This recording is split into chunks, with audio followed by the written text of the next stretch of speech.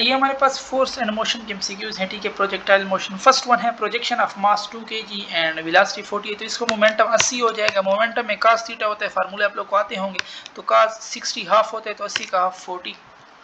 और इसी तरह projectile is projected with kinetic energy K its range is 400 kilometre, it will have a minimum kinetic energy. तो देखो ना, रेंज 45 में मैक्सिमम होता है। काइनेटिक एनर्जी में cos स्क्वायर थीटा होता है, तो cos स्क्वायर थीटा 45 पुट करो 1/√2 और इसका स्क्वायर हाफ दे दे तो 200 किलोमीटर हो जाएगा।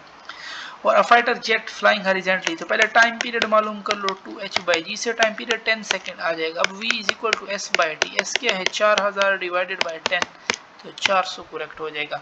When the angle of which is in the range and maximum height become equal tangent inverse force, a shell is fired at an angle of 45, t is equal to 2vi sin theta by g। Simple ये formula put करो, आपके पास answer आ जाएगा।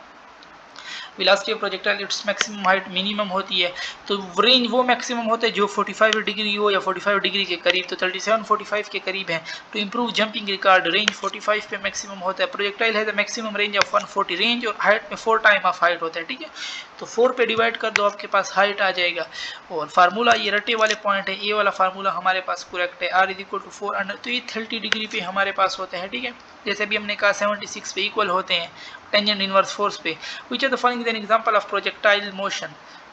Not an example, तो gas fuelled balloon is not, क्योंकि इसमें पीछे से reaction force आ रही है। प्रोजेक्टाइल मोशन ये 2 डायमेंशनल मोशन है हमारे पास। और a particle cover 50 metre distance project with initial से, तो रेंज जो है ना इनिशियल स्पीड का स्क्वायर के साथ है। अगर इसको मैं डबल करूंगा तो ये 4 गुना हो जाएगा। 50 का 4 गुना क्या है 200। A ball is thrown upward in return to the ground describing a parabolic path, which of the following remain constant? Horizontal component of velocity, क्योंकि कोई हॉरिजॉन्टल एक्सेलरेशन नहीं है। If the motion of projectile is freely under gravity, total energy is conserved. और a man project can upward from the gate of uniformly moving train है, तो vertical straight उसी के हाथ में वापस आएगा। Projectile is angle of 45 degree, ठीक है। अब ये नहीं कह रहा कि मुझे अपवर्ड पॉइंट पे बता दो 45 पे बता दो, वो कह रहे कि जब मेरे पास ग्राउंड पे हिट कर रहा है, तो ये वाला पॉइंट हो या ग्राउंड को हिट कर रहा हो, तो हमारे पास यहाँ पे काइनेटिक एनर्जी वही ई होगी हमारे पास, ठीक है। और in projectile motion the velocity is perpendicular to the acceleration one instant, क्योंकि यहाँ पे हॉरिजॉन्टल एक्सेलरेशन और जी नीचे, तो यहाँ पे सिर्फ परपेंडिकुलर होती है हाईएस्ट पॉइंट। और मैक्सिमम हाइट के लिए यानी half time t is equal to 2h/g।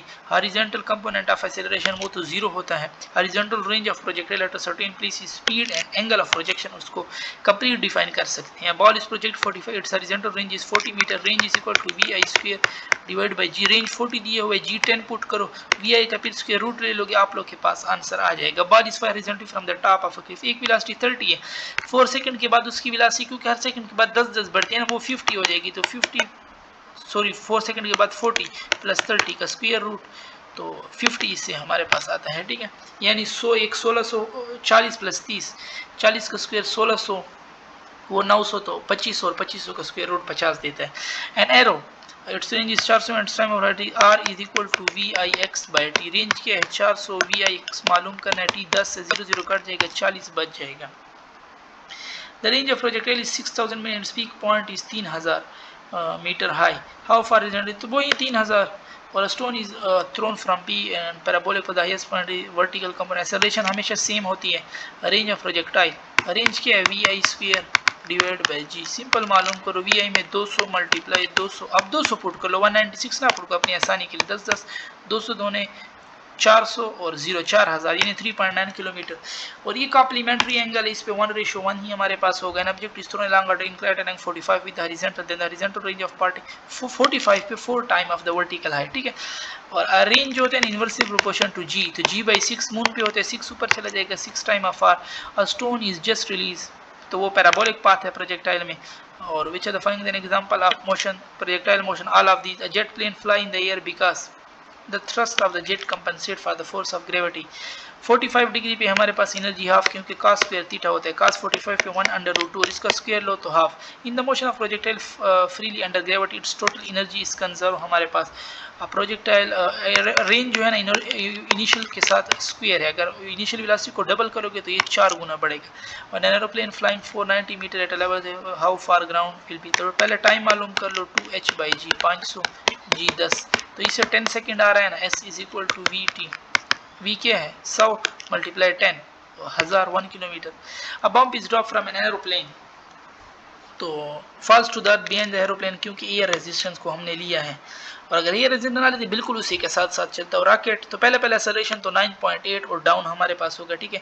अब प्रोजेक्टाइल, तो मून की बात फिर कर रहे हैं, मून में हमारे पास 6R हो जाएगा, ठीक है। और the range of projectile one launch, तो 15 डिग्री पे रेंज हमारे पास क्या होता है हाफ, और 45 पे मैक्सिमम होगा, ठीक है। तो हाफ है और हाफ का फिर डबल क्या है, 1.5 किलोमीटर का डबल मेरे पास 3 किलोमीटर हो जाएगा, ठीक है।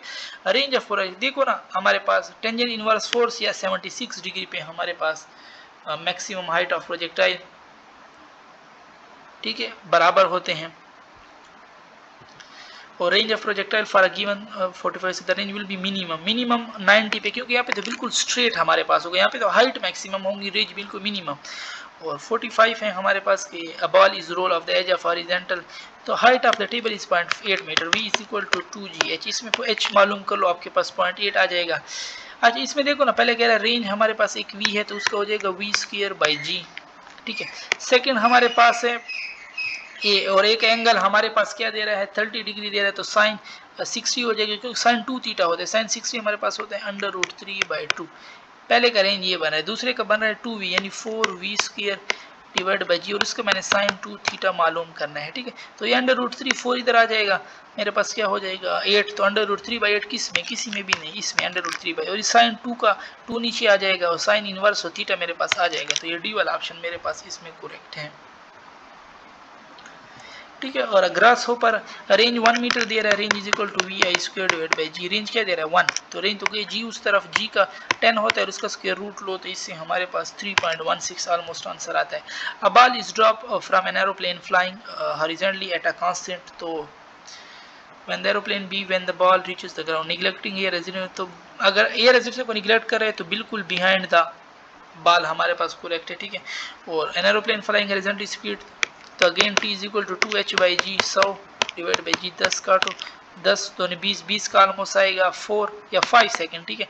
इस तरह एस मालूम मैंने करना है, s is equal to v t, 100 दे रहे 105 से अबव आंसर मेरे पास होगा, ठीक है। तो 105 है ना, 4.5 हमारे पास, सॉरी इधर 50 पुट करना है ना, मैंने 100 पुट करना है, 50 100 बाई 10 10 और 10 का square root almost 3 point something देगा, ठीक है। तो अभी हमारे पास 100 है, 100 को 3.3 सम करो तो हमारे पास S is equal to VT. Wrong तो हमने what is the vertical above the point A and the ground, the body is rough from it, then the body strike the ground at point B. Calculate the distance AB. अच्छा एक minute, हमने क्या मालूम करना है, एक minute हमसे कह रहा है ना कि an aeroplane is flying horizontally at a speed 100 kilometre per hour at a height of 50 metre, ठीक है ना। अच्छा देखो हाइट क्या हमारे पास, टाइम हम मालूम कर लेते हैं 2h/g 2, और h हमारे पास क्या दे रहा है 50/g, वही हमारे 5 दूने 10 5 दूने 10 बनता है, ठीक है। 50/g 5 दूने 10 और 10 से ऑलमोस्ट 3.3 आंसर आएगा, ठीक है। ये टाइम पीरियड मेरे पास आ गए, तो अब मेरे पास करो v इंटू टी, अच्छा देखो सॉरी रॉन्ग हो गए, 100 किलोमीटर पर हार दे रहा है, तो किलो तो कन्वर्ट करना है, ठीक है। v 100 किलोमीटर क्या है 1000 और नीचे 3600 और टाइम क्या था 3, अब इसको करो, इससे हमारे पास आंसर आएगा। मैंने क्या कुछ तो गलती हम कर रहे हैं, ठीक है। तो 100 मल्टीप्लाई 1000 डिवाइड बाई 3600 और मल्टीप्लाई 3, तो इससे ऑलमोस्ट 88 के आसपास हमारे पास आंसर आ रहा है, ठीक है। फिर हमारे पास नेक्स्ट है कि अ बॉडी, तो काइनेटिक एनर्जी की है, तो काइनेटिक एनर्जी में cos स्क्वायर थीटा होता है, cos 45 पे 1/√2 और इसका स्क्वायर लो तो हाफ, तो सी ऑप्शन।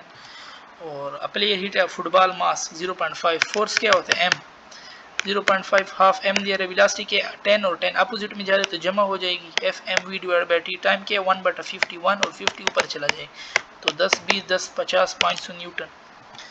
और लास्ट वन है हमारे पास के A projectile mass 50 kg shot vertically above initial velocity after 5 seconds explode into 2 fragment हमारे पास। पहले हम वेलोसिटी मालूम कर लेते हैं, हमसे कह रहे हैं कि प्रोजेक्टाइल